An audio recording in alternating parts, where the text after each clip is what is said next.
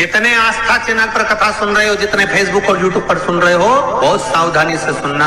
जिनके यहाँ पितृदोष होता है, काल सर्प दोष होता है, वास्तु दोष होता है, उनको ज्यादा कुछ नहीं करना होना।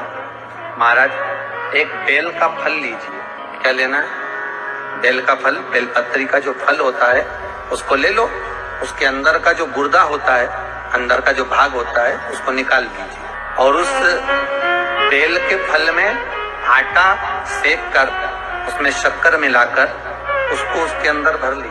सुबह 10 बजे से पहले उस बेल फल में जिसमें तुमने पंजेरी भरी है, आटा सेक कर भरा है शक्कर के साथ में, उसको अपने घर में घुमाने के बाद में जिसको काल सर्प दोष बताया है, पितृदोष बताया है या वास्तु दोष का स्मरण बताया है, घर में सब दूर घुमाकर अपने परिवार का हाथ का स्पर्श कराकर पीपल के पेड़ के नीचे तक खड्डा खोदकर उस बेलपत्र के उस फल को दाब दीजिए। उस फल को उसमें दबा दीजिए। पितरों के दोष से मुक्ति मिलती है और हमारे घर के कार्य सफल होना प्रारंभ हो जाते हैं। कार्य की सफलता होती है, कार्य में सफलता प्राप्त होने लगती है।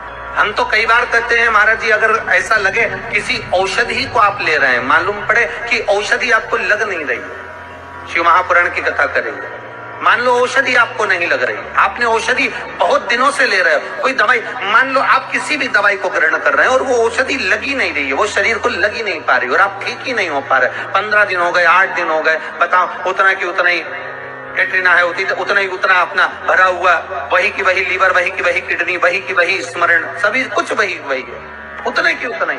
बीपी भी ऊंचा नीचा चल रहा है पर लेवल में नहीं आ रहा, शुगर भी लेवल में नहीं आ रही। तो प्रयास करा करो महाराज, बेलपत्री के फल का जो गुर्दा है, अंदर का जो भाग है फल का, उसको पानी में गला लीजिए।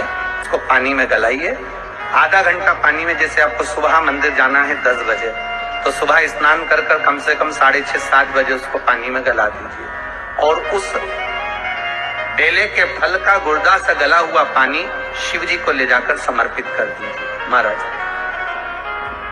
उस पानी में से थोड़ा सा 1 चम्मच पानी शिव जी पे चढ़ा हुआ लेकर आ जाइए। उस पानी को जो बीमार व्यक्ति है उसको औषधि देने से पहले मात्र आधी चम्मच से भी आधा चम्मच उसको दे दीजिए। भगवान शंकर का श्री शिवाय नमस्तुभ्यम का जाप कर कर उस पानी को देने के बाद अगर आप औषधि देंगे तो ये पक्का है कि औषधि अपना कार्य करना प्रारंभ कर देगी और वो स्वस्थ होना प्रारंभ होगा। वो स्वस्थ हो औषधि के शंकर पर चढ़ी हुई भस्म, शंकर पर चढ़ा हुआ बेलपत्र, शंकर पर चढ़ा हुआ एक पुष्प भी औषधि का कार्य करता है। आप लोगों से कई बार निवेदन करा, आज फिर करते हैं। महाराज जिसकी श्रवण शक्ति कमजोर हो गई हो, जिसके नयन कमजोर पड़ गए हो, कम दिखाई देता हो, तो गणेश शंख को लेकर आइए। शंख अलग अलग होते हैं, विष्णु शंख होता है, गणेश शंख होता है, लक्ष्मी शंख होता है, अलग अलग शंखों का प्रमाण वर्णन है महाराज। दक्षिणवर्ती शंख होता है, तो गणेश शंख को लेकर अगर आंखों से बहुत कम दिखाई दे रहा हो, शंकर भगवान पर पीपल के पत्ते पर शहद रखकर शंकर जी पर डाल दीजिए। उस शहद को पीपल के ही पत्ते पर रखकर ले आइए, घर पर लाकर उसको कटोरी में निकाल लीजिए, पत्ते को ठंडा कर दीजिए। उस ओरिजिनल शहद, असली शहद होना चाहिए, उस शहद को आंखों में काजल जैसा लगाना प्रारंभ कर लीजिए। 1 महीना या 15 दिन आप आंखों में लगाएंगे, धीरे धीरे रोशनी बढ़ना प्रारंभ हो जाएगी। श्री शिवाय नमस्तुभ्यम का जाप करें या चंपेश्वर महादेव का स्मरण करें। चंपेश्वर महादेव का स्मरण कर कर भी नैनों में आप शहद लगा सकते हैं, उससे रोशनी बढ़ती है। दूसरा, श्रवण शक्ति कमजोर हो, विवेक कमजोर हो, नयन कमजोर हो, वाणी कमजोर हो, तो गणेश मुखी शंख के अंदर पानी भरकर उसमें थोड़ा सा एक चांदी का सिक्का या तार डाल दें, या सिक्का डाल दें या चांदी की कोई सामग्री हो तो वो डाल दें, पानी भरा रहने दें। सुबह सुबह उस पानी को थोड़ा सा आचमन करना प्रारंभ करिए। आपको वाणी हो, श्रवण शक्ति हो, नयन शक्ति हो, उसमें प्रबलता आना प्रारंभ। और गणेश मुखी शंख होना चाहिए। कौन सा शंख होना चाहिए? गणेश शंख। शंख का प्रमाण शिव महापुराण का। किसी नारी को अगर डॉक्टर बोल दे कि ऑपरेशन से बच्चा होगा तो गुड़ की छोटी छोटी 7 डली ले, 7 टुकड़े गुड़ के हाथ में लेकर शंकर जी पे से 21 बार घुमाइए तुमरुका जी का नाम लेकर। एक एक डली को जिसका डॉक्टर ने बोला ऑपरेशन से बच्चा होगा उसको खिलाना चालू कर दो, रोज एक डली। जैसे जैसे खिलाओगे उस नारी की नॉर्मल डिलीवरी होगी, ऑपरेशन से बच्चे नहीं। अगर 13 साल 14 साल 15 साल 16 साल हो गए बच्चे नहीं हुए हों तो सफेद अकौवे की जड़, आंकड़े की जड़, जो आंकड़ा होता है आंकड़े का पौधा, उसकी जड़ ले लो, छोटी सी टुकड़ा सफेद।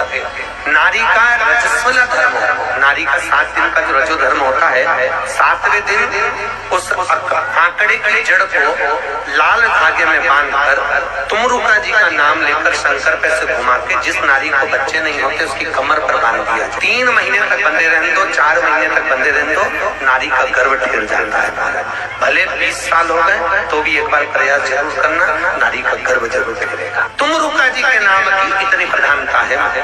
जो बच्चे चिड़चिड़े हो जाते हैं, कई माता कहती है हमें बच्चों को, पहले के बच्चे तो ऐसे होते थे प्रेम से दूध पिला दो खिला दो बच्चा खेलता रहे। आज के जमाने में तो माता पिता उन्हें पकड़ते थे, ठूसते मुंह में खिला खा ले।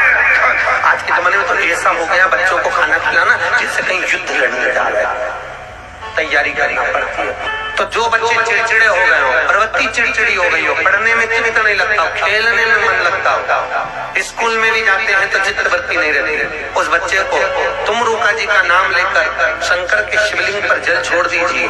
जल छोड़कर एक बेलपत्री चढ़ा दीजिए, फिर थोड़ा जल छोड़ दीजिए।